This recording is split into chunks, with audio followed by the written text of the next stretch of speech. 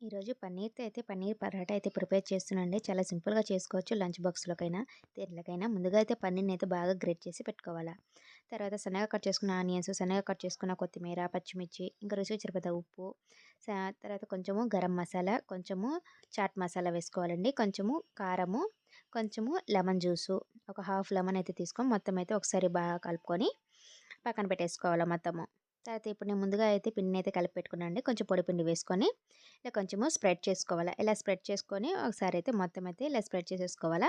ఒక స్పూన్‌తో మిడిల్‌లో ఈ స్టఫింగ్ మొత్తం పెట్టేసుకొని మొత్తం అయితే బాగా క్లోజ్ చేసేసుకోవాలా. హోల్స్ అనేది ఎక్కడ లేకుండా మొత్తం అయితే ఇలాగ క్లోజ్ చేసేసుకొని మళ్ళీ కొంచెం పొడి పిండి వేసుకొని స్లోగా అయితే రుద్దుకోవాలి. హార్డ్‌గా కాకుండా కొంచెం స్లోగా రుద్దుకుంటే మనకు పరోటా అయితే రెడీ అయిపోయింది. ఇప్పుడు పెనం మీద వేసేసి 2 సైడ్స్ ముందు ఆయిల్ వేయకుండా కాల్చుకోవాలా. తర్వాత ఆయిల్ వేసుకొని కాల్చుకుంటే మనకి పన్నీర్ పరాటా అయితే రెడీ అయిపోయింది. మన ఛానల్‌ని ఎవరైనా ఫస్ట్ టైమ్ చూస్తుంటే సబ్స్క్రైబ్ చేసుకొని